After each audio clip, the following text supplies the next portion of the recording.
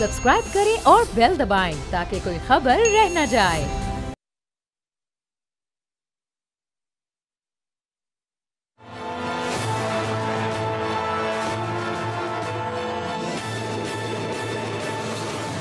अस्सलाम वालेकुम, मैं हूं अरबाज जहांगीर। आप देख रहे हैं प्रोग्राम तज्ज़िया। 8 फरवरी के इंतखाबात के लिए अब वक्त कम है और तमाम सियासी जमातें इस वक्त सरतोड़ कोशिश कर रही हैं कि आवाम को कन्विंस किया जा सके कि उन्हें आने वाली हुकूमत में हिस्सा दिया जाए, उन्हें ही वोट दिया जाए। एक सूरत आलम देख रहे हैं मरकज़ में, जहाँ पाकिस्तान पीपल्स पार्टी जल से जुलूस कर रही है। पाकिस्तान मुस्लिम लीग नवाज़ भी अब अपनी इंतखाबी मुहिम को बाकायदा तौर पर शुरू कर चुकी है और पीपल्स पार्टी इस वक्त ख़ास तौर पर मियाँ नवाज़ शरीफ को, मुस्लिम लीग नून को टारगेट कर रही है और आवाम को ये बता रही है कि 4 बार बारियाँ लेने वालों को आप मुंतखब ना करें, बल्कि बिलावल भुट्टो जरदारी ये कह रहे हैं कि मुझे आप पहला मौका दें और मैं 6 महीने में आपको एक बड़ा वाज़ेह फ़र्क दिखाऊंगा। साथ ही साथ वो ये भी बता रहे हैं कि लेवल प्लेइंग फील्ड उन्हें नहीं मिल रही है और पाकिस्तान पीपल्स पार्टी आवाम में मौजूद है और जो इस वक्त सूरत हाल है, जो इस वक्त एक हवा है, जो माहौल है, वो नून लीग के हक में बनाया जा रहा है। तो ये इल्ज़ाम वफाक में पाकिस्तान पीपल्स पार्टी मरकज़ की हद तक लगा रही है नून लीग पर, और इसी तरह के इल्ज़ाम पाकिस्तान पीपल्स पार्टी पर सूबे में MQM की जानिब से लगाए जा रहे हैं कि यहाँ पर जो सूरत हाल है, खासतौर पर सिंध में और कराची में, जहाँ पीपल्स पार्टी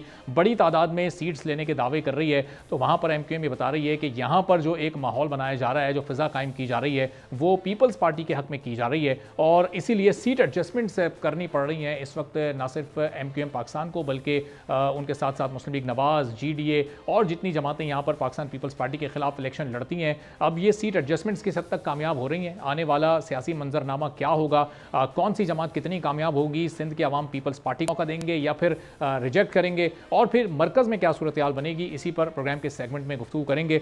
मौजूद मेहमानों को आपसे तारुफ करवाते हैं। नाज बलोच साहिबा पाकिस्तान पीपल्स पार्टी की सीनियर रहनुमा हमारे साथ मौजूद हैं। शब्बीर कायम खानी साहब MQM पाकिस्तान के सीनियर रहनुमा हमें ज्वाइन कर चुके हैं। कुछ ही देर में पाकिस्तान तहरीक इंसाफ की नुमाइंदगी हमारे साथ मौजूद होगी, जो कि इस वक्त बगैर अपने इंतखाबी निशान के और आज़ाद हैसियत में इलेक्शन लड़ने जा रही है। तो ये जो आज़ाद फैक्टर है जिस पर अभी से पाकिस्तान पीपल्स पार्टी की नज़र है, ये किस हद तक गेम चेंजर का किरदार अदा कर सकता है, इस पर भी गुफ्तगू करेंगे। बहुत शुक्रिया तमाम मौजूद मेहमानों का। तो नाज बलोच साहिबा, हम देख रहे हैं कि बिलावल भुट्टो जरदारी साहब सबसे पहले इलेक्शन मुहिम उन्होंने शुरू की, सबसे पहले वो पब्लिक में गए। अहमद उवैस साहब भी हमें ज्वाइन कर चुके हैं पाकिस्तान तहरीक इंसाफ से। तो नाज साहिबा, मुहिम बड़ी ज़बरदस्त अंदाज में चल रही है। लेवल प्लेइंग फील्ड का जो आप लोगों का एतराज़ था, वो अभी मौजूद है या अब हालात बेहतर हो चुके हैं? अब तो चूंकि सिर्फ 2 हफ्ते का वक्त बचा है, तो इस वक्त लेवल प्लेइंग फील्ड के उस तासुर को आपने छोड़ के, उस वाले रिजर्वेशन को छोड़ के अब सिर्फ पब्लिक पर, आवाम पर फोकस किया हुआ है। बिस्मिल्लाहिर्रहमानिर्रहीम। देखिए, इलेक्शन की मुहिम जो है वो हर पॉलिटिकल पार्टी का हक है और यही वो मौका है जिसमें पॉलिटिकल पार्टीज अपने वोटर से कनेक्ट होकर जाकर उनको अपना मंशूर बताते हैं और जिस मंशूर से अगर अग्री करते हैं वोटर्स, तो जाकर फिर उस पॉलिटिकल पार्टी को अपना वोट देते हैं। दुनिया भर में जमहूरी अक़दार तो यही होते हैं, लेकिन हमारे यहाँ जो है वो कुछ चीज़ें ऐसी नज़र आती हैं जो कि बड़ी ताज्जुब और अफसोसनाक होती हैं। जिस तरह के आप देख रहे हैं कि अगर हम PMLN की बात करते हैं तो पूरे 1 महीने से आपको ना कोई जलसा, ना कोई रैली, ना कोई कैंपेन, लेकिन एक कॉन्फिडेंस के साथ जो है ये कहना कि जी अगला वज़ीर आज़म उनका होगा, तो ये ताज्जुब की बात होती है। आपको याद होगा 2013 के इंतखाबात में भी अभी तक इलेक्शंस के जो नताइज हैं, हतमी नताइज, वो कैंडिडेट्स को मौसूल नहीं हुए थे पाकिस्तान भर में, लेकिन PMLN के लीडरशिप जो है वो ऐलान कर चुकी थी कि वज़ीर आज़म बन चुके हैं। तो इस किस्म की चीज़ें जो हैं, मैं समझती हूँ ये आने वाले वक्त में इलेक्शंस के ऊपर भी फिर ये सवालिया निशान छोड़ जाते हैं ऐसे मामलात। इसलिए इस वक्त अगर आप ग्राउंड में देखें तो कराची से लेकर KPK तक, आप पंजाब में चले जाएं, आप बलूचिस्तान में चले जाएं, हर जगह आप देख रहे हैं कि सिवाय पाकिस्तान पीपल्स पार्टी के कोई सियासी जमात ऐसी नहीं जो पाकिस्तान भर में हर शहर में जाकर उसकी लीडरशिप अपना मंशूर अवाम में पेश कर रही हो, अपना प्रोग्राम दे रही हो कि हमें अगर हुकूमत में आपने मौका दिया तो हम आपकी किस तरह से खिदमत करेंगे, हम क्या डायरेक्शन जो है वो तलाश करेंगे, हमारी पॉलिसीज क्या होंगी, हमारी किसान के लिए पॉलिसी क्या होगी, नौजवानों के लिए क्या होगी, रोजगार के लिए हमारे पास क्या प्लान है, हम अपनी खवातीन के एम्पावरमेंट के लिए क्या करना चाहते हैं, हम मुल्क में नौजवानों को रोजगार कैसे देंगे, ज़राअत को कैसे बेहतर बनाएंगे, मईशत को कैसे बेहतर बनाएंगे। ये एक प्लान स्ट्रेटेजी जो आपकी होती है उसको लेकर आप जाते हैं। तो ऐसे में तो आपको अगर पाकिस्तान भर में कोई नजर आ रहा है तो सिर्फ पाकिस्तान पीपल्स पार्टी नजर आ रही है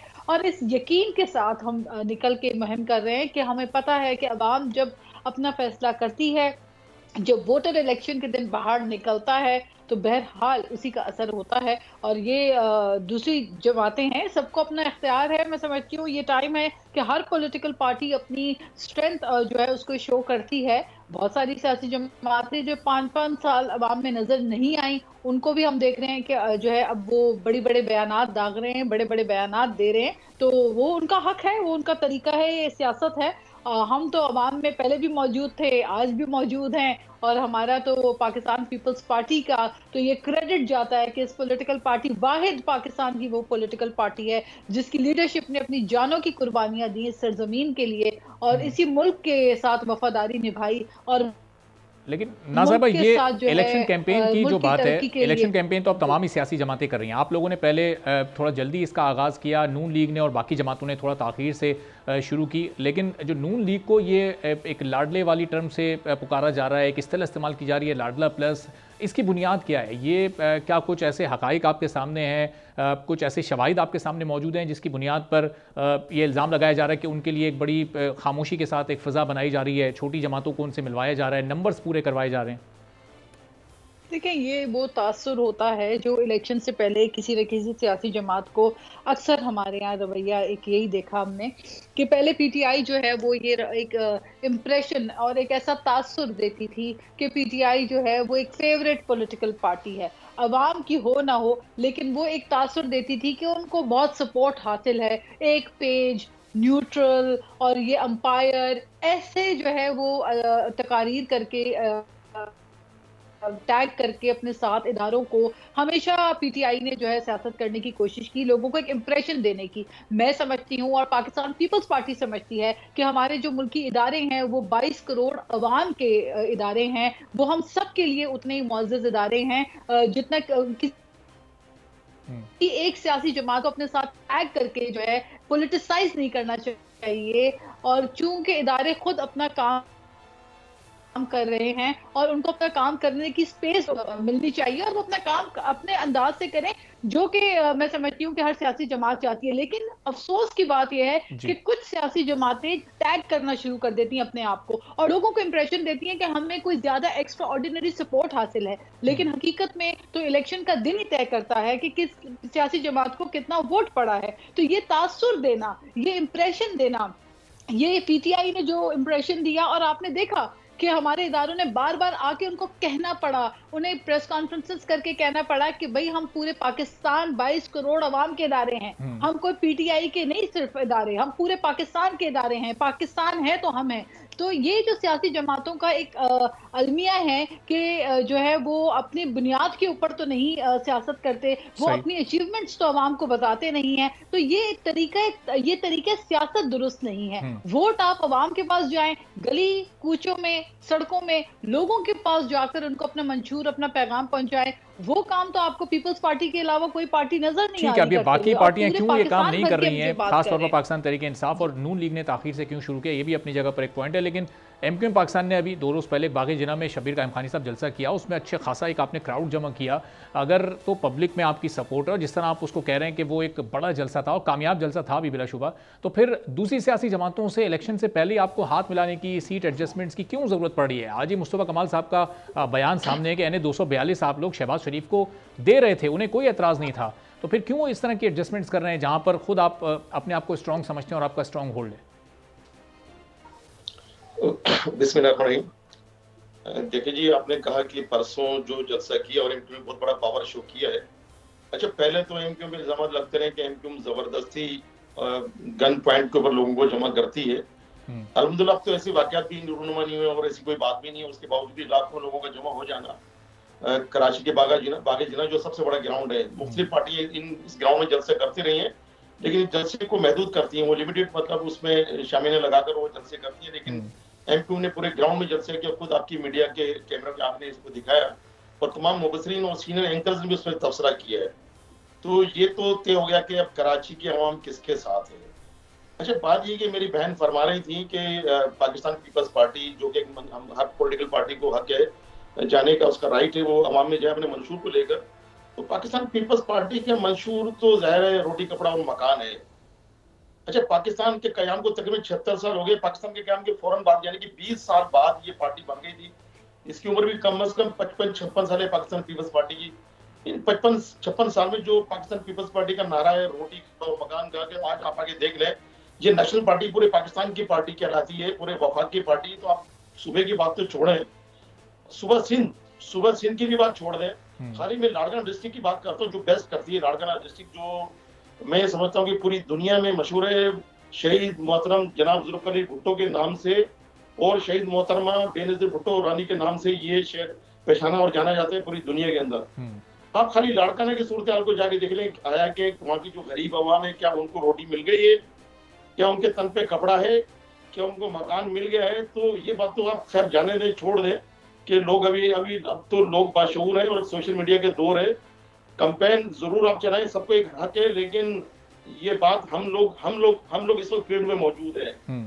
अच्छा, हम हमेशा पब्लिक को ऑन करते हैं, इस कराची को ऑन करते हैं। कराची को, सिंध के शहरी इलाके तो वैसे ही तबाह हुए 15 सालों में जो पाकिस्तान पीपल्स पार्टी ने जो हुकूमत की। लेकिन सिंध के जो रूरल एरियाज हैं, जो सिंध के देही इलाके जहाँ पे इनको वोट मिलते रहे पाकिस्तान पीपल्स पार्टी को, वो भी आज मायूस हैं। अच्छा, ये बात यही नहीं कि मैं आपके प्रोग्राम में ऑन एयर बात कर रहा हूँ, ये बात तो रिकॉर्ड पर मौजूद है कि पाकिस्तान पीपल्स पार्टी की बहुत सी ऐसी कॉन्स्टिट्यूंसीज है जहाँ पे जो वहाँ के जो टिकट होल्डर्स हैं वो जा नहीं सक रहे। आप देख रहे हैं, लियारी जो गढ़ हुआ करता था किसी जमाने में पाकिस्तान पीपल्स पार्टी का, कुछ अर्से पहले नबील गबूल गए, वहाँ पे लोगों ने वहाँ पे उनको भगाया पुलिस की मौजूदगी में। इसी तरह से आगा सिराज दुरानी जो स्पीकर सिंध असेंबली रहे, एक्टिंग गवर्नर रहे, वो अपनी कॉन्स्टिट्यूंसी शिकारपुर गए तो वहाँ के लोगों ने पुलिस की मौजूदगी में उनको वहां से भगाया है। मंजूर वसान साहब जब अपने हल्के में जाते हैं तो वहाँ के लोग भगाते हैं। तो मकसद कहने का, पाकिस्तान पीपल्स पार्टी की प्रोग्रेस तो रही नहीं, उनकी कोई परफॉर्मेंस है नहीं, उनकी कोई डिलीवरेंस है नहीं, तो सारे लोग मायूस है, लोग नाराज है, लोग कहाँ जाए।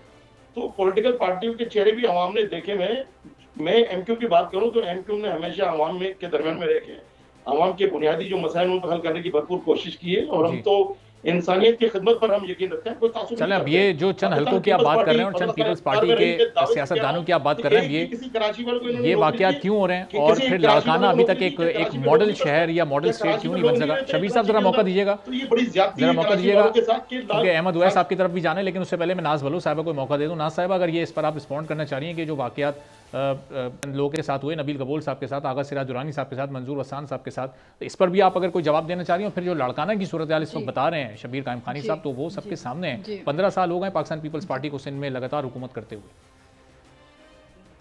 देखें, मेरे भाई अभी गुफ्तगू फरमा रहे थे, उनका हक है, वो डिसएग्री कर सकते हैं, उनका अपना एक नुक्ता नज़र है। और मेरा ख्याल है सियासत में, जमहूरियत में यही टॉलरेंस होती है कि एक दूसरे के नुक्ते नज़र को हौसले से सुनने की बात होती है। बात यह है कि देखें, पाकिस्तान पीपल्स पार्टी पे एक रेटरिक और एक तनकीद जो है वो करना बड़ा आसान है। अभी मेरे भाई फरमा रहे थे कि 50 साल हो गए पीपल्स पार्टी को, तो इन्होंने क्या दिया? रोटी, कपड़ा और मकान।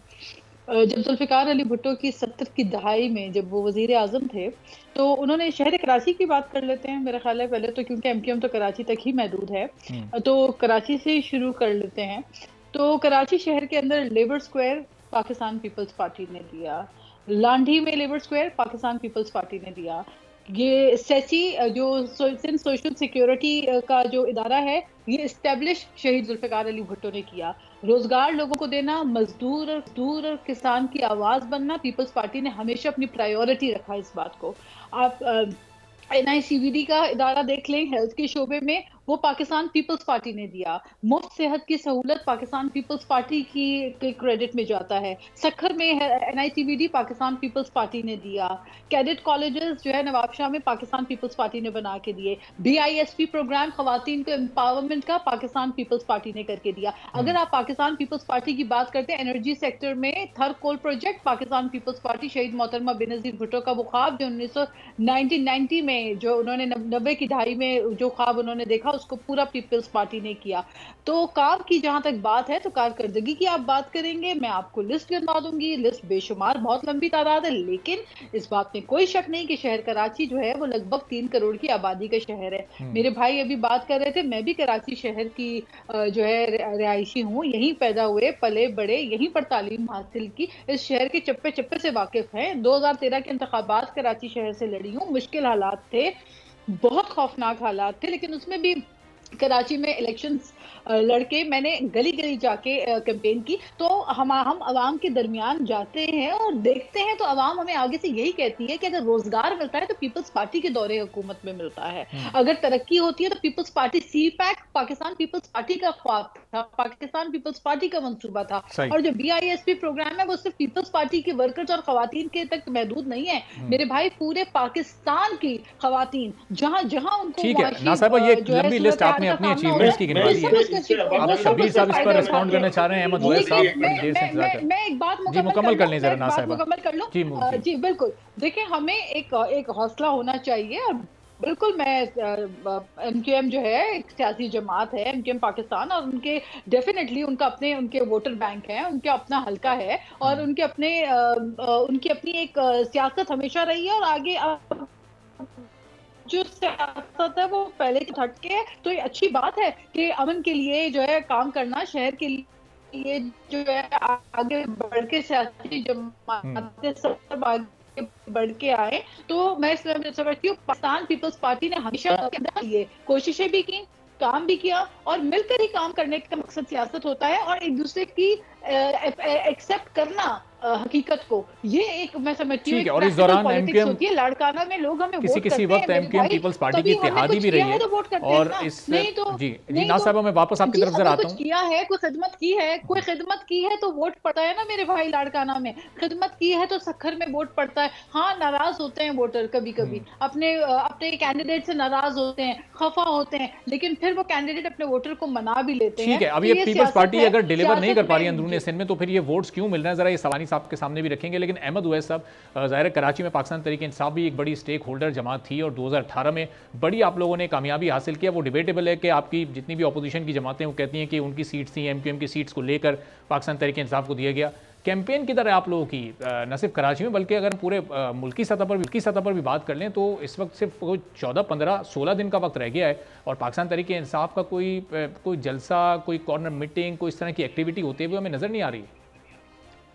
देखिए बिस्मिल्लाहिर्रहमानिर्रहीम, बात यह है कि कैंपेन कैसे होगी कि जहाँ पे डिस्क्रिमिनेटरी एटीट्यूड है हमारे साथ, तो बिल्कुल एक स्टेप मदरली सलूक किया जा रहा है और ऐसा लग रहा है कि हम कोई आउट क्लास हैं, ना हमें प्रॉपर जलसे की परमिशन मिलती है, ना जुलूस निकाल सकते हैं, ना बड़ी मीटिंग कर सकते हैं, ना कॉर्नर मीटिंग के अंदर भी पुलिस पहुंच जाती है, उठा के ले जाती है, सामान तोड़ देती है और गिरफ्तार करते हैं, फिर स्टेटमेंट कहते हैं दो, एफिडेविट्स के ऊपर साइन कराओ, फिर छोड़ते हैं। अच्छा, ये एक तरीकेकार जो इन्होंने अपना लिया है, ये बड़ा खतरनाक है। जी तो अहमद साहब ये बताइए, ये कराची में अभी पिछला कौन सा जलसा करने के लिए आप लोगों ने दरख्वास्त दी, या लाहौर में कौन सा जलसा करने के लिए दरख्वास्त दी जिस पर फिर इजाज़त नहीं मिली, और क्या इंतज़ामिया जवाब क्या देती है आप लोगों को जब आप इस तरह की दरख्वास्तें देते हैं? तो अहमद उवैस साहब से गालिबन राब्ता मुनक़ता हो गया। अहमद साहब को रिकनेक्ट हम करते हैं ताकि फिर उनका मौक़िफ़ भी आवाम तक जा सके। तो शब्बीर साहब, ये अब एक लंबी चौड़ी लिस्ट है पाकिस्तान पीपल्स पार्टी के पास, और अगर पॉइंट भी बड़ा वैलिड है कि अगर 2008 में परफॉर्म नहीं किया था तो 13 में वोट क्यों मिला अंदरूनी सिंध से, 13 में अगर परफॉर्म नहीं किया था तो 18 में वोट क्यों मिला फिर अंदरूनी सिंध से। जैसे जैसे हम आगे बढ़ते जा रहे हैं और एक से अगले इलेक्शन में जाते हैं तो इनके वोट्स और सीट्स की तादाद तो बढ़ती जा रही है, फिर इसकी क्या वजह है? आप देखें, ये पहली बात तो ये कि मोहतरमा मेरी बहन ने फरमाया कि MQM सिर्फ कराची तक महदूद है, लेकिन इनको शायद पता ही नहीं कि कराची तक महदूद नहीं, हमारी पार्टी जो है पूरे मुल्क की पार्टी है हमारी। इस MQM से ताल्लुक रखने वाले लोग कश्मीर में भी MNMP रहे और वहाँ पे एक्टिंग प्रेसिडेंट भी रहे कश्मीर के हमारे, मैं मतलब इनकी नॉलेज में इजाफा कर दूँ। और इसके अलावा फिर हमारे सखर से हमारे इलेक्टेड MP रहे हैं, हमारे नवाबशाह से इलेक्टेड MP रहे हैं, हमारे मीरपुखा से, मैं खुद वहाँ से एक ज़माने में MP इलेक्ट हुआ था, और हैदराबाद, कराची। बाजी कह रहे हैं कि फिर अभी वोट क्यों पड़ जाते हैं, तो मैं इस डिटेल में नहीं जाना चाह रहा कि वोट किस तरह से हासिल करते हैं, किस तरह से ये शायद वो जो MQM पाकिस्तान जब से बनी है ना, शायद उसके बाद की वो बात कर रहे हैं। वो जो पहले एक MQM वो करती थी, वो उसकी नुमाइंदगी तो मुल्तान में, आजाद कश्मीर में हमने देखी। सुन तो लेना जी जी, अच्छा सुन ले आप साहब, अब इन्होंने काम गिनवा दिए, बहुत से काम थे वो सब इन्होंने अपने हिस्से में और अपने खाते में ले लिए। चलो मान लेते हैं ये आपने काम किए, लेकिन ये भी तो बताए ना कि ये जो कोटा सिस्टम लगाए, जो तफरीक की है आपने, डिस्क्रिमिनेशन की है अर्बन और रूरल, जिसकी वजह से आज तक ये खरीद खत्म हो नहीं पा रही। हमारी कोशिश करने के बावजूद भी जो खलीज कायम हुई है कि कोटा सिस्टम किसी पाकिस्तानी किसी सूबे में नहीं है। फिर ये सिंध में क्यों है, इसको क्यों एक्सटेंड किया जाता है? यहाँ पे पढ़े लिखे नौजवान कराची का डोमिसाइल रखने वाले, सिंध के शहरी इलाकों का डोमिसाइल रखने वाला आज बेरोजगार है, फूड पांडा पे वो मजबूर है काम करने पे, वो बाइकियां चला रहे हैं, तो ये जाती नहीं है। अभी इसी पाकिस्तान में पीपल्स पार्टी ने जो बात करते हैं, मेरिट की बात करते हैं, मैं आपके ऑन एयर चैनल पे बात कर रहा हूँ कि इन्होंने कम से कम 5 लाख से ज्यादा इन्होंने जॉब्स दी है क्रिएट करके सूबा सिंध के अंदर, लेकिन कराची के लोगों को कितनी जॉब दी है बता दें, ये तफसील बता दें कि कितनी जॉब दी है जो कराची के पढ़े लिखे जो हमारे नौजवान है, बेरोजगार है, क्या वो कराची वो क्या पाकिस्तान के शहरी नहीं है? ये ज्यादतियां या नाइंसाफियां हैं। और ये कहती है इसलिए तो हम लाड़काना में जीतते हैं। भाई लाड़काना में तो आप हारे हैं, लाड़काना में तो अभी एक मरतबा गोर भुट्टो एमपी बनी है, मौजूद अब्बासी साहब एमपी बन रहे हैं। अगर आपकी कारकर्दगी बेहतर होती है, अगर आपकी परफॉर्मेंस बेहतर होती तो फिर आप लाड़काना जीत रहे होते। आज आप इस तरह से पिछली मरतबा खुद बिलावल भुट्टो साहब लियारी से इलेक्शन हारे हैं और अभी आपके जो नबील गबूर साहब को वहां से लोग भगा रहे हैं। तो ये कह देना कि हमारी परफॉर्मेंस बेहतर है, नहीं, ऐसा कतई नहीं है। ये लग पता जाएगा आपको इस इलेक्शन के अंदर। अभी 8 फरवरी को, अभी कोई ज्यादा दूर की बात नहीं, सिर्फ 15 दिन की बात है। 15 दिन के बाद आपको पता चलेगा, दूध का दूध पानी का हो जाएगा। कहने का मकसद ये है कि हम ये चाहते हैं कि पूरा मन तरीके से सबको इलेक्शन लड़ने का हक है, सब इलेक्शन में आप हिस्सा लें। अगर आपकी कारकर्दगी, आपकी डिलीवरीज बेहतर है, आपकी लेकिन शबीर साहब आप तो कह रहे हैं कि अमन अमान के साथ ये इलेक्शन लड़ने का सबको मौका मिले, लेकिन पिछले 2-3 जो इस तरह के वाकयात खासतौर पर कराची की हद तक पेश आए, एक पाकिस्तान तहरीक इंसाफ वालों पर हमला हुआ, एक पीपल्स पार्टी वालों के साथ तसादुम हुआ, दोनों FIRs इत्तेफाक से एमक्यूएम पाकिस्तान के खिलाफ हमारे कारकुनान पे FIR कटी है।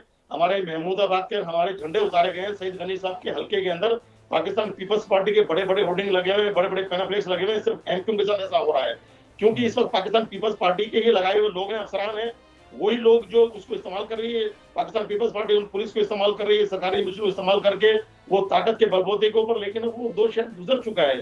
अभी लोग जानते हैं, लोग बाशऊर है, कराची की पढ़ी लिखी भी आवाम, बल्कि सिंध के देगी इलाके के लोग भी वो भी बाशऊर हो गए। अभी मैंने कहा ना कि लोग जो आज जो एक रद्द-ए-अमल सामने आ रहा है, लोगों का आवाम का जो रद्द-ए-अमल सामने आ रहा है, लोग जो इस कदर खाइफ हैं, नाराज हैं, उसकी वजह ये कि लोगों को काम नहीं किया, कुछ मिला नहीं लोगों को सिवाय झूठे नारों के। रोटी कपड़ा और मकान का नारा 55 साल से लगा रहे हैं। मैंने आपको दावे से कहा ना कि बता दें कि सिंध के आवाम के पास चले हैं, सब लोग बेचारे नंगे पाँव में चप्पल नहीं है, गरीब लोगों के पास खाने को उनको आटे का निवाला नहीं है, उनको रोटी का निवाला नहीं है। तो क्या बात कर रहे हैं ये लोग, कह रहे हैं हमने ये किया, हमने वो किया, कुछ भी नहीं किया। भाई वो पता चलेगा आपको इंशाल्लाह ताला 8 तारीख को ज़्यादा दूर नहीं है। ठीक है, अभी ये बहुत ही कम वक्त बचा है 8 तारीख के लिए। और नाज बलोच साहिबा भी खुद एक चूँकि कराची आए हैं। शबीर साहब, जो कराची के लोगों के साथ जो नाइंसाफ़ी वाला मामला आपने उठाया और जो अंदरूनी सिंध की पूरी आपने सूरत हाल सामने रखी है, इस पर नाज बलोच साहिबा को भी रिस्पॉन्ड करने का मौका देंगे। अहमद ओवैस साहब से भी हमारा रब्ता दोबारा बहाल हो चुका है। तो पाकिस्तान से ऑन ग्राउंड हमें नज़र क्यों नहीं आ रही है और क्या क्या मुश्किलात हैं, अहमद ओवैस साहब से भी जानेंगे। एक छोटा सा ब्रेक ले रहे हैं, ब्रेक के बाद वापस आएंगे, अहमद ओवैस साहब से गुफ्तगू का आगाज़ करेंगे।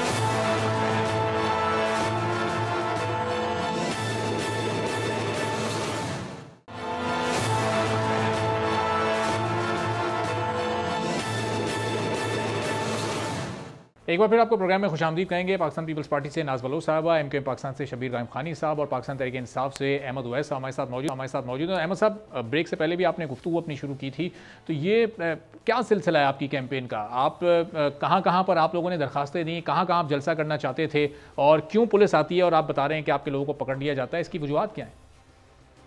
देखिए, इसकी बहुत सारी वजूहत जो है ना, वो एक नहीं है, बहुत ज़्यादा वजूहत में जो है इसके अंदर शामिल है। और उसकी वजह ये है, देखिए, सबसे बड़ी वजह कि सबसे पहले तो इलेक्शन कमीशन ने जो एक ऐसा सिलसिला निकाला और फिर सुप्रीम कोर्ट का फैसला भी आ गया, जिसको मैं समझता हूँ कि ऐसा फैसला जो मुल्क में एक इंतशार ही पैदा करेगा, जो वो पुरअमन ना इंतखाबात उससे अच्छे हो सकेंगे, ना पाकिस्तान में स्टेबिलिटी आ सकेगी, क्योंकि तहरीक इंसाफ को फोर्स कर दिया गया है, मजबूर कर दिया गया है कि party should not act as a political party. Party खत्म हो चुकी है, सिंबल है कोई नहीं। अब हमने इंडिपेंडेंट जो है वो उनको जो कैंडिडेट खड़े हैं उनकी सपोर्ट करेंगे, कैसे करेंगे? इसी वजह से इन कंडीशंस के अंदर ना कोई जलसा जुलूस हो सकता है। अहमद साहब, चूंकि आप तो खुद आपकी बड़ी कानूनी मामलात पर ग्रिप है, तो पार्टी को तो नहीं खत्म करने का काम आता है ना, पार्टी तो अपनी जगह मौजूद है। नहीं, ऐलान भी वर्चुअली है, देखे ना, प्रैक्टिकली अब एक इलेक्शन में अब एक सिंबल के साथ एक पार्टी पार्टिसिपेट नहीं करेगी तो उस पार्टी की क्या पोजीशन है? हमारे वो जो थे इसके स्पेशल सीट्स थी, जो वुमेन सीट थी, वो सीट सारी की सारी जो है वो हमें नहीं मिल सकी, इसलिए कि हमारे पास तो सिंबल ही कोई नहीं था। लिहाजा we contact as a party to participate in election. और अहमद साहब जाहिर है कि ऐसी सूरत हाल में यहाँ तक जो सिचुएशन तक आप पहुंचे हैं, अगर वो इंट्रा पार्टी इलेक्शन कानून के मुताबिक होते और इलेक्शन कमीशन को एतराज का मौका नहीं मिलता तो शायद ये सूरत हाल नहीं होती। जवाब भी तो आप लोगों ने खुद ही फराहम किया ना। नहीं, ये बात नहीं है। देखिए, मैं आपको बताता हूँ कि इलेक्शन हुए, जब इन्होंने कहा कि ये आप करवाएं तो वो इलेक्शन करवाए गए, और वो इलेक्शन जो है अगर कंपेयर कर लें बाकी 175 पॉलिटिकल पार्टीज हैं उनके इलेक्शन से करवा के कंपेयर करके देख लें, हमारे इलेक्शन उनसे बेहतर हुए हैं। लेकिन उन्होंने एक एक्सक्यूज निकाल लिया कि जी आपका चीफ इलेक्शन कमिश्नर जो आपने बनाया था वो आपके मंशूर के मुताबिक ठीक नहीं था। अब इसके ऊपर तो 88 और 89 सुप्रीम कोर्ट की बेनजीर भुट्टो की 2 रिपोर्टेड जजमेंट्स हैं जिसमें उन्होंने होल्ड किया है कि ये बुनियाद जो है किसी को बना के आप इलेक्शन सिंबल से उसको आउट नहीं कर सकते पार्टी को, उसको इलेक्शन सिंबल देना पड़ेगा आपको। और ये पार्टी के साथ ये आर्टिकल 17 के तहत ये फंडामेंटल राइट है किसी भी पॉलिटिकल पार्टी का और आवाम का भी कि जो उस पॉलिटिकल पार्टी के साथ अटैच होंगे। आपने पार्टी अगर एक आदमी की गलती की हुई है, फर्ज किया, मान लिया, तो एक आदमी की गलती की बुनियाद के ऊपर आप पूरी पार्टी को सजा और करोड़ों लोगों को सजा नहीं दे सकते। ये सुप्रीम कोर्ट का पहला फैसला है लार्जर बेंच का। लेकिन अब कमाल ये है कि उन तमाम चीजों को इग्नोर करके उन्होंने इस बेस के ऊपर कि जी वो अकबर बाबर को जी उन्होंने पार्टिसिपेट नहीं करने दिया, वो आपके पास सबूत नहीं है, वो तो अभी भी मेंबर है और 14 और लोग हैं वो भी मेंबर। अब अगर 13-14 आदमी या अकबर बाबर जो है उसको पार्टिसिपेट नहीं करने दिया गया तो क्या पूरी पार्टी को आप इलेक्शन से पार्टिसिपेशन से आप मना कर देंगे, उसको रोक लेंगे?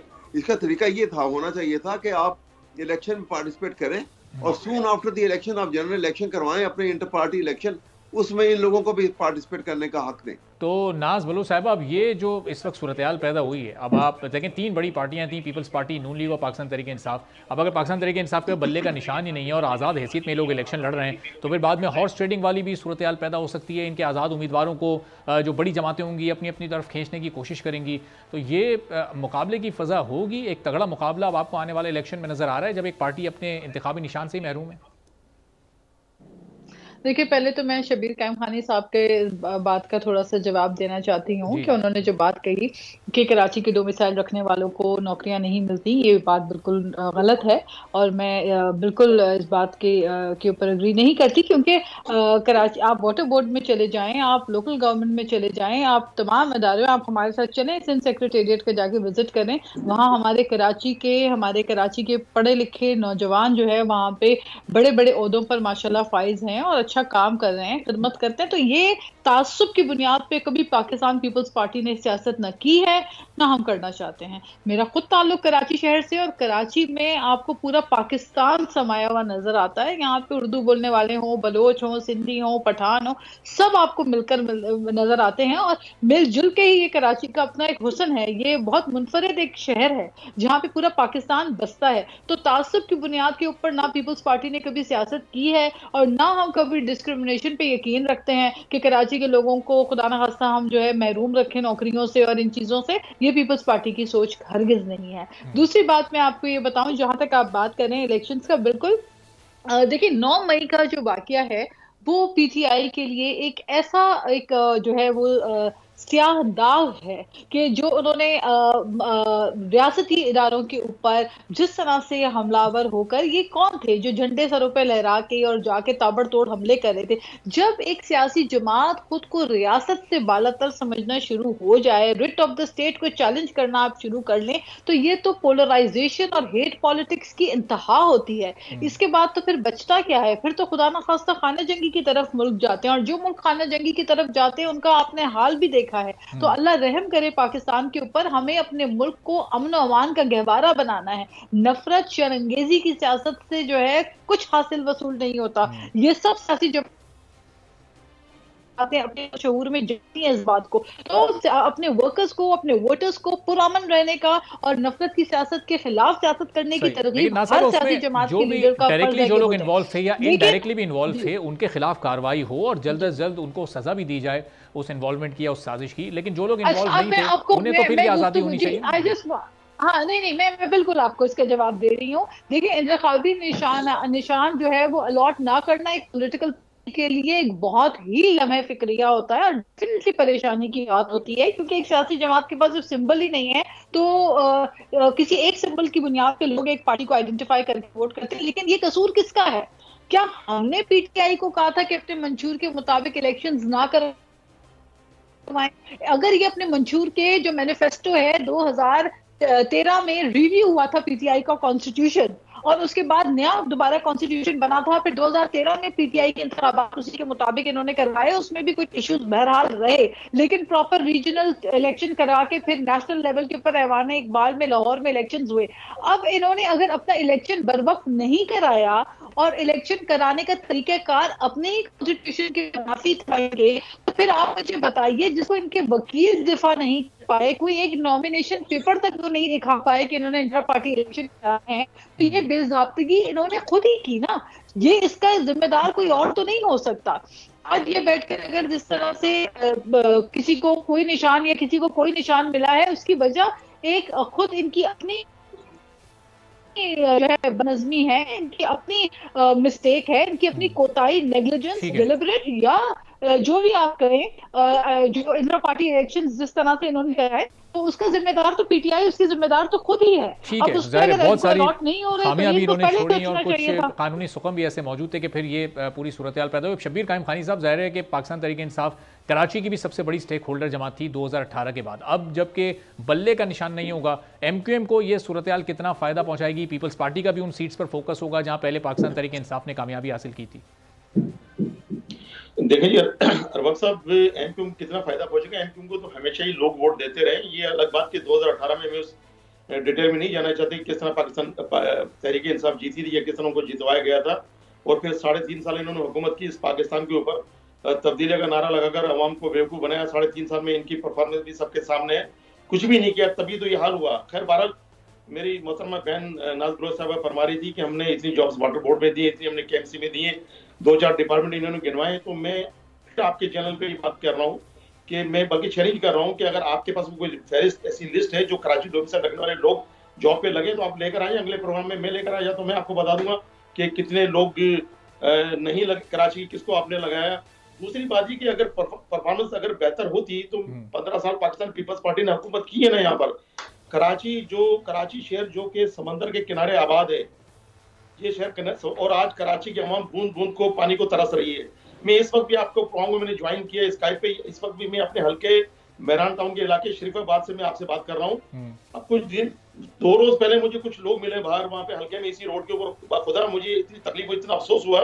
वो ये कहते हैं कि हमें बाखुदा, मुझे कहने लगे कायम खानी साहब, जब पीने को पानी को तो छोड़ो, जब बाद औकात तो जब हमारी मैयत किसी की हो जाती है तो हमें गुस्ल देने के लिए पानी नहीं होता, हम पानी किस तरह लेकर आते। तो शबीर साहब, ये जो पिछले 20 से 25 साल गुजरे हैं, इसमें कितना अरसा वाटर बोर्ड एमक्यूएम पाकिस्तान के पास, उस वक्त तो एमक्यूएम ही होती थी, उस वक्त कितना अरसा एमक्यूएम के पास रहा, कितना अरसा पाकिस्तान पीपल्स पार्टी के पास रहा? मैं यही बता रहा हूँ। देखिए, जब फारूक सत्तार साहब कराची के नाजिम थे, कम उम्र नाजिम थे, जब 27 साल की उम्र में कराची के वो मेयर बने थे 1987 में, तो कराची को 2K यानी कि K2 का मंसूबा उन्होंने कराची को पानी का दिया। काफी एमजेडी, इसको फैक्ट फिगर नहीं पता मुझे, काफी कराची के हिस्से में पानी बढ़ा। ये फारूक सत्तार की परफॉर्मेंस, ये एमक्यूएम की परफॉर्मेंस रही। उसके बाद जब मुस्तफा कमाल इस कराची के नाजिम रहे 2005 में, जब वो इलेक्ट हुए कराची के नाजिम बने, तो उन्होंने K3 का मंसूबा मंजूर कराया।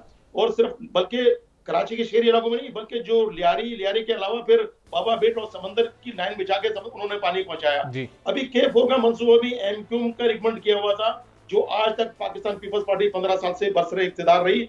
आज बिलावल भुट्टो साहब फरमाते हैं कि मैं तो खुद, हमारे बिलावल हाउस के अंदर पानी टैंकर आता है। भाई कितनी शर्म की बात है, आप आकर मुराद शाह को सामने बैठाते और उनसे पूछते भाई आप 15 साल आप वज़ीर आला रहे, क्या किया आपने पानी के लिए? तो ये कह देना कि मेरे खुद कितनी बड़ी नाकामी है ये ठीक कितनी है, नाअहली चलें। आप खुद कह रहे हैं कि बिलावल ये जो हक पानी में का मसला जो कराची के मसाइल ने, शबीर साहब, आने वाले दिनों में इस पर किसी अगली नशिस्त में हम मजीद भी जरा गुफ्तगू करेंगे। आज तो ये सेगमेंट का वक्त बिल्कुल इख्तिताम पजीर हो गया। बहुत बहुत शुक्रिया नाज बलोच साहबा, शबीर कायम खानी साहब, अहमद मौजूद है। एक छोटा सा ब्रेक ले रहा हूँ। ब्रेक के बाद जब वापस आएंगे तो पंजाब की सियासत में आने वाले इंतखाबात में इस्तेहकाम पाकिस्तान पार्टी कितना बड़ा सरप्राइज दे सकती है। अलीम खान ये कहते हैं कि पाकिस्तान तहरीक इंसाफ के बहुत सारे ऐसे लोग हैं जो कि आज़ाद हैसियत में कामयाब होंगे और उसके बाद इस्तेहकाम पार्टी को ज्वाइन करेंगे। अब उनके इस बयान में कितनी हकीकत है और फिर उनका नंबर गेम कितना ह्यूज हो जाएगा, आने वाले इंतखाबात में कितनी बड़ी स्टेक होल्डर बन सकती है। एक ब्रेक के बाद फयाजुल हसन चौहान साहब हमारे साथ मौजूद होंगे, उनसे मजीद बात करेंगे।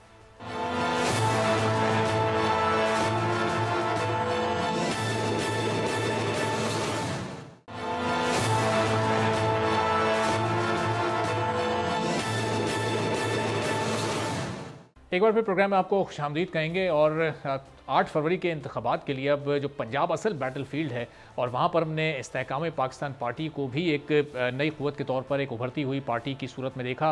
और अलीम खान साहब जो कि इस पार्टी के सदर हैं, उनकी जानिब से बड़ी दिलचस्प बात की गई है। उन्होंने बयान दिया है, एक इंटरव्यू में उन्होंने कहा है कि पाकिस्तान तहरीक इंसाफ के बहुत से ऐसे लोग हैं जो कि कामयाब तो आज़ाद हैसियत में होंगे, जो उनको इंतखाबी निशान अलॉट किया गया, लेकिन कामयाबी के बाद और इलेक्शन के बाद फिर वो इस्तेहकाम पाकिस्तान पार्टी को ज्वाइन करेंगे। तो अब कितनी बड़ी तादाद है ऐसे लोगों की और फिर इलेक्शन के बाद इस्तेहकाम पाकिस्तान पार्टी उन नंबर्स को भी अगर मिला लिया जाएगा तो क्या न सिर्फ पंजाब में बल्कि वफाक में भी हुकूमत बनाने में मदद कर सकेगी। और ज़ाहिर है कि इस वक्त नून लीग के साथ और दीगर जमातों के साथ किसी न किसी सतह पर उनकी बातचीत भी चल रही है, सीट एडजस्टमेंट्स भी इस सिलसिले में की गई हैं। तो आगे क्या सूरत हाल बनेगी 8 के बाद और कितनी कामयाबी एक्सपेक्ट इस्तेहकाम पाकिस्तान पार्टी, इस मौके पर गुफ्तगू करेंगे। फयाजुल हसन चौहान साहब इस्तेहकाम पाकिस्तान पार्टी के सीनियर रहनुमा हमारे साथ मौजूद हैं। फयाज साहब बहुत शुक्रिया प्रोग्राम के लिए, आपने वक्त निकाला। ये इस वक्त जो अभी सूरत हाल है, कितने नंबर्स आप लोग एक्सपेक्ट कर रहे हैं और अलीम खान साहब को उम्मीद है कि पाकिस्तान तहरीक इंसाफ के कुछ लोग आएंगे और वो ज्वाइन करेंगे आपको कामयाबी के बाद। तो पहले तो ये बताइए कि उनकी कामयाबी का भी आपको यकीन है और कितने हैं ऐसे लोग, तादाद कम से कम अगर आप बता सकें। बिस्मिल्लाहिर्रहमानिर्रहीम। देखिए, अलीम खान साहब ने बिल्कुल ठीक कहा है और अलीम खान साहब के कहने से पहले ही मैंने 3-4 दिन पहले एक लीडिंग टीवी चैनल के एक लीडिंग एंकर के प्रोग्राम में ये डिस्क्लोज किया था और ब्रेकिंग दी थी कि सिर्फ तहरीक इंसाफ के आज़ाद उम्मीदवार नहीं बल्कि उसके अलावा भी जो आज़ाद उम्मीदवार हैं तकरीबन 30 से 33% कौमी असम्बली के अंदर, 30 से 33% पंजाब असम्बली के अंदर, 30 से 33% KPK के अंदर इस दफ़ा मुंतखब होकर आएंगे और वो हुकूमत साजी के हवाले से वज़ारत आला और वज़ारत उज़्मा के हवाले से बुनियादी किरदार अदा करेंगे। दूसरी बात मैंने ये कही थी कि वो जो आज़ाद आएंगे और उसके अलावा जो तहरीक इंसाफ के भी आज़ाद हैं, उनकी अक्सरियत IPP को ज्वाइन करेगी। ये 2 चीज़ें मैं मुसलसल पिछले 7-8 दिन से रख रहा हूँ हर टॉक शो के अंदर और इंशाल्लाह अल्लाह पाक करम करेगा यही चीज़ें आपको नज़र भी आएंगी। और इस तरह जो कोई हम जीतेंगे और जो ये आज़ाद मिलेंगे और मिलके जो हमारा पार्लिमानी ग्रुप बनेगा, फिर उसकी बुनियाद पे स्पेशल सीटें अक़लियतों की और ख़वातीन की जब वो मिलेंगी तो इंशाल्लाह हमारा एक हैंडसम किस्म का कौमी असम्बली के अंदर भी पार्लिमानी ग्रुप होगा और पंजाब असम्बली के अंदर भी होगा इंशाल्लाह। अच्छा, और इसका मतलब फयाज साहब के पाकिस्तान तहरीक इंसाफ के जो आज़ाद उम्मीदवार हैं उनकी कामयाबी का भी आपको यकीन है? वो आपको लग रहा है कि वो अपने हल्के में सबसे मजबूत होंगे, वो मुस्लिम लीग नून को भी हरा देंगे, पीपल्स पार्टी को भी हरा देंगे और फिर वो ज्वाइन करेंगे? मैंने ये नहीं कहा, मैंने ये कहा जो उक्का दुक्का जीतेंगे। एक बात तो याद रखिएगा कि 8 फरवरी तक ये जो पिछले कई हफ्तों से और अब पूरी इलेक्शन कैंपेन में सिर्फ तहरीक इंसाफ के जो लोग नकदा कोका जनाब वो गाना गा के नाच और कूद रहे हैं ना, वो 9 फरवरी को सर पे हाथ रख के यही गाना गाएंगे, नकदा कोका किथे गया कोका, लबो मेरा कोका गुम गया कोका, ये वाला माहौल होगा। ठीक है ना। और एक और आप प्रेडिक्शन सुन लें कि ये बात सफाई फाड़ दें कि जो 9 मई के वाकयात में आंखों देखा इन्वॉल्व है, जिनकी ऑडियो वीडियो और जिनकी जो फेंसिंग और CDR के जरिए से प्रूफ है कि वो उन हमलों के अंदर, उन तमाम फसाद फिल अर्ज और फितने के अंदर वो इन्वॉल्व थे, उनका तो आप जहन से निकाल दें कि वो कोई इलेक्शन जीतेंगे, ये तो बिल्कुल ही जहन से निकाल दें। और बाकी अगर कोई कच्चे राग बोलने वाले और लगाने वाले उक्का दुक्का कोई लोग जीतेंगे तो वो भी तहरीक इंसाफ के नहीं होंगे।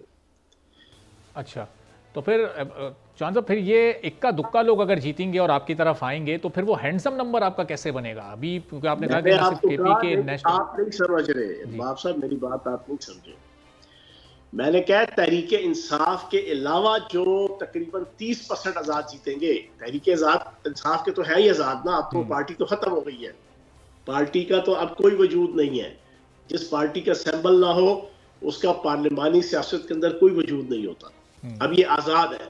इनके अलावा 30% के करीब आजाद लोग जीतेंगे, वो उनका भी मैंने कहा और इनका भी कह रहा हूं कि ये सारे अक्सरियत जो है ना वो आईपीपी ज्वाइन करेंगे। अच्छा, और सर ये केपीके से क्यों लोग आपको ज्वाइन करेंगे? हम तो इस्तेकाम पाकिस्तान पार्टी को इस वक्त अगर मजबूत भी है और कोई गढ़ भी है आपकी जमात का, मरकज़ भी है, तो वो पंजाब में जहांगीर तरीन साहब, अलीम खान साहब हमेशा से पंजाब की सियासत करते आए। जहांगीर तरीन साहब ने एक वफाक की सियासत भी की है और एक किरदार था उनका PTI की गवर्नमेंट बनवाने में।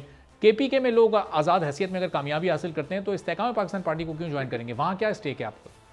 अच्छा, मैं वैसे एक चीज बताऊं, जो तो अक्लमंद होगा ना आजाद मेंबर, समझदार होगा, 1 हो 2 हो 6 हो, केपीके में मैं अगर वहां पे सपोज होता ना आजाद, तो मैं आईपीपी ज्वाइन करता वहां और अपना पार्लिमानी लीडर खुद अपोजिशन में पार्लिमानी लीडर बन के या पार्टी का पार्लिमानी लीडर बन के जनाब मैं अपनी एग्जिस्टेंस वहां पे रखता और फिर उसकी बुनियाद पे जनाब आप बड़ी आसानी के साथ हुकूमत साजी में अपना किरदार अदा कर सकते हैं, अपनी मर्जी की मिनिस्ट्री ले सकते हैं, अपनी मर्जी की सारी हुकूमत साजी के मामला तय कर सकते हैं।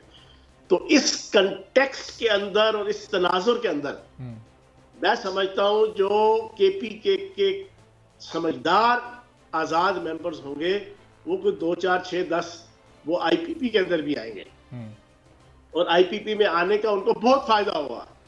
देखें, पीटीआई पी हुई, जेयूआई हुई, पीटीआई हुई, खैर पीटीआई तो खत्म हो गया, आजाद उम्मीदवार होंगे सारे, आपकी एएनपी हुई, पीपल्स पार्टी हुई, उनका तो अपना पार्लिमानी ग्रुप होगा।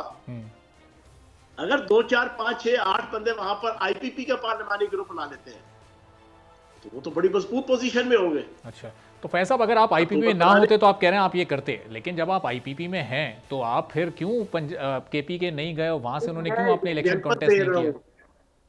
मैं एग्जांपल दे रहा हूं। आपने पूछा सवाल मुझसे कि अगर कि केपीके के मेंबर्स क्यों आएंगे, तो मैंने उसको इलेबोरेट करने के लिए अपनी एग्जांपल के तौर पे कहा कि अगर मैं केपीके में से होता, वहां से इलेक्शन लड़ रहा होता, वहां से मुंतखब हो जाता आजाद, तो मेरी प्रायोरिटी होनी थी।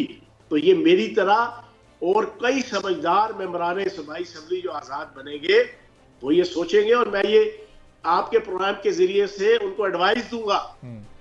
और फैज साहब, ये एडवाइस ये सिर्फ प्रोग्राम के जरिए एडवाइस आ रही है या इससे पहले इस पर कुछ वर्किंग वगैरह भी आप लोगों ने की है और कुछ जिनको आप आजाद? आगे कुछ समझदार है आप, जो है चीजों को बस समझ आए जरा। मैं एडवाइस दे रहा हूँ केपीके के अंदर, पंजाब और वफाक में तो हमारा कोई इशू नहीं है, सारे मामला बड़े सीधे बदले, सारी चीजें रास्ते रुकते हर चीज फिट एंड फाट जो है सारी ठीक चल रही है। अच्छा, केपीके के अंदर मैं तमाम उन मेंबरान असेंबली को जो आजाद जीतेंगे, मेरी उनसे रिक्वेस्ट है कि अगर एक ग्रेसफुल किस्म का एक फुल प्रोटोकॉल के साथ और एक एहतमाम के साथ अगर एमपीएशिप उन्होंने एंजॉय करनी है और अपनी मर्जी से बेहतरीन अपने इलाके के तरक्याती काम, बच्चों को रोजगार और जनाब नौकरियां और वजारतें आपने अच्छे तरीके से जनाब अपने आप को एडजस्ट करना है तो फिर आप आईपीपी ज्वाइन करो। अच्छा, तो फैज साहब ये सारी चीज़ें करना, अच्छा, तो इसका मतलब कि मुस्लिम लीग नून अगर सबसे ज़्यादा कामयाबी हासिल करती है, ज़्यादा सीट्स लेती है, पाकिस्तान पीपल्स पार्टी लेती है, दोनों में से कोई भी ले और कोई भी हुकूमत बनाए, आईपीपी दोनों के साथ खड़ी होगी, यानी हुकूमत में आईपीपी शामिल होगी, ये तय कर लिया गया है? देखें, ये तो वक्त के ऊपर फैसला होगा जब नंबर गेम फाइनल होंगे। इलेक्शन के दिन तो नंबर गेम फाइनल नहीं होते, क्योंकि जब आज़ाद ज़्यादा बनते हैं और जिस मैं आपको प्रेडिक्ट भी कर रहा हूँ, जो हालात वाक़यात नज़ायर कराइन बता भी रहे हैं कि 30% से राउंड अबाउट जो है ना इस दफ़ा आज़ाद कौमी सूबाई में बनेंगे, तो जब वो फाइनल अपना डिसीजन कर लेते हैं कि अब वो किस पार्लिमानी ग्रुप और पार्टी के साथ है, वो जब उनके साथ ऐड होके फिर उसी के मुताबिक कौमी जनाब अकलियतों की नशिस्तें और ख़वातीन की नशिस्तें डिस्ट्रीब्यूट हो जाती हैं, तो देन फाइनल जनाब पार्लिमानी ग्रुप बनता है हर पार्टी का। जब वो पार्लिमानी ग्रुप बन जाएगा उसकी बुनियाद पे पता चल जाएगा कि नून लीग किस पानी में है, आईपीपी किस पानी में और पीपल्स पार्टी किस पानी में है। तो चौहान साहब, वैसे जो नंबर गेम जिस तरह से आप ये 30% और 25% वाला समझा रहे हैं, तो ऐसा लग रहा है कि कोई एक महीने बाद हम ये मंजरनामा देख रहे हों कि अलीम खान साहब वज़ीर आला पंजाब बने हुए हों और जहांगीर तरीन साहब पाकिस्तान के प्राइम मिनिस्टर बने हुए हों। ये तो कुछ इस तरह का मंजरनामा आप दिखाने की कोशिश कर रहे हैं हमें। देखें, इस वक्त प्राइम मिनिस्टर के लिए 3 उम्मीदवार जनाब हैं, और इस वक्त और परसों तक जनाब कुछ मुख्तलिफ था। उससे पहले के 1 हफ्ते पहले के हालात मुख्तलिफ थे, और उससे पहले 1 महीने के हालात मुख्तलिफ थे। अब आज से 1 महीना पहले लोग समझते थे कि नवाज शरीफ साहब होली सोली जनाब वजारत उज़्मा के फेवरेट कैंडिडेट हैं। आज से 1.5 हफ्ता पहले सूरत ये थी कि नवाज शरीफ साहब ओब्लीग पीपल्स पार्टी ओब्लीग आजाद बिमरान, उनमें से कोई भी हो सकता था।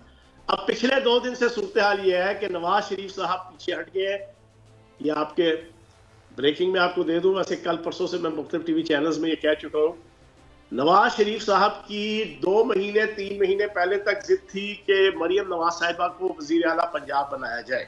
अच्छा, अब पिछले 3 दिनों से उन्होंने एक नई स्ट्रेटजी और एक नई जिद पकड़ लिया है कि जनाब मेरी जगह मरियम नवाज साहिबा वजीर आजम होगी। अच्छा, अब इसके ऊपर चीजें बड़ी लटकी हुई हैं और अटकी हुई हैं। वो तो वजारत आला के हवाले से भी लटकी और अटकी हुई थी, पंजाब की वजारत आला के हवाले से मरियम नवाज साहिबा की। तो फैयाज साहब, रुकावट के मामला के तय पाने में कौन रुकावट बना हुआ है? शहबाज शरीफ साहब को कबूल नहीं है? नहीं, अभी चीजें सारी होती है ना, जो जितने स्टेक होल्डर्स हैं उस स्टेक होल्डर्स के दरमियान अब सारी चीजें। अब इस वक्त 3 फेवरेट कैंडिडेट्स हैं, मैं ये समझता हूँ। तो अब देखते हैं कि आने वाले दिनों में इस सिलसिले में क्या डेवलपमेंट होती है। बहुत बहुत शुक्रिया फयाजुल हसन चौहान साहब, इस्तेकाम पाकिस्तान पार्टी के सीनियर रहनुमा, हमारे साथ मौजूद थे। नाज़रीन, इसी के साथ आज के प्रोग्राम से इजाज़त दीजिए। अल्लाह हाफ़िज़।